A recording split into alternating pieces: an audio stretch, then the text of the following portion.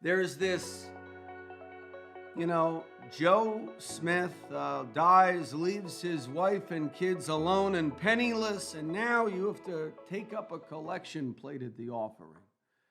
And trust me, it's Christmas. If you know a widow or widower, bless a child, bless the family. I'm not being, Scrooge.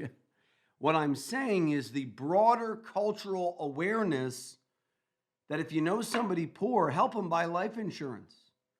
Now, term insurance is for when you're young and struggling. Permanent insurance is generally as you age and you want to convert that term to permanent. There are benefits to that. But I am so sick of reading the talking heads bad-mouthing insurance and yet another GoFundMe page. A GoFundMe page that collects $10,000 will barely pay for a burial. It will not pay for your daughter-in-law's mortgage, rent, utilities, electricity, food bills, Christmas every year when you're gone because you went to be with the Lord. So here's the point. GoFundMe pages, it's great. Give to a GoFundMe page. But I don't give to a GoFundMe. I give directly to the recipient.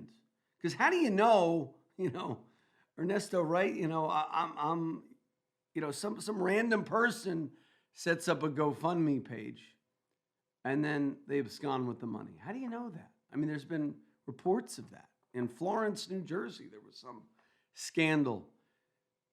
So if you're going to give a gift of charity to someone, gift it to them individually so you can see the direct recipient at work. So I want to be clear here. If you know somebody disadvantaged, to give. I'm not discouraging the charitable spirit of love. But I don't know, how many GoFundMe posts have you seen this year, Ernesto? At least daily where, this guy leaves whatever, this woman leaves her daughter. You know what? If you love your family, buy life insurance. Now, some people are uninsurable.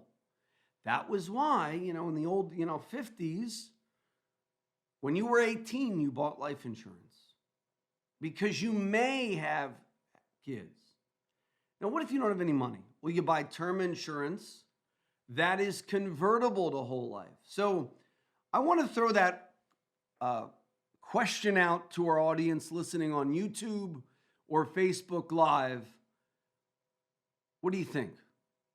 Now, here's the thing. If you know somebody that you love, I'm talking a child, a grandchild, a niece or nephew, and they're struggling financially, and they can't even buy term insurance, that's a great gift idea. Give them enough money so that they could gift the gift of insurance to their loved ones. Now, there's the old, term versus permanent debate, and we'll talk about that. But in regards to what the general public hears when they hear about these, insurance is a bad idea, is they hear don't do it. And generally, there is an industry debate of is term or permanent the best.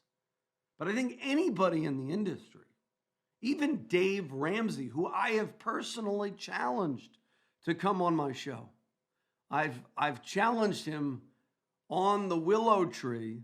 I was like the bully in third grade who said, hey, meet me by the willow tree. He never came. So he's like the bully. No, I'm like the kid getting picked on by the bully. He's much more of a best-selling author than I am, although our book is rising, Retirement Reality Check. But I'm going to talk about why he is generally misguided. We've challenged him to a debate on the radio. We've been on similar stations, and he's refused to come on. Cal, my radio producer, you got to get Dave Ramsey on. We got to have a debate. But we've reached out, and no comment. And by the way, we were respectful, and we had his guy on, his number 2. You know what I'm talking about? It's got him Hogan, not Hulk Hogan. Although I think the guy was a football player. He was a nice guy. We were respectful. I disagreed. But Ramsey and other purveyors of financial misinformation. I saw it on my LinkedIn today. These people, whatever, covers of Barron's, and they're saying, don't do insurance. I'm not saying neglect investing for insurance. That's also, there's like a false, the either or fallacy. It's not either investing or insurance. It's both and there's a prioritization that we are lacking.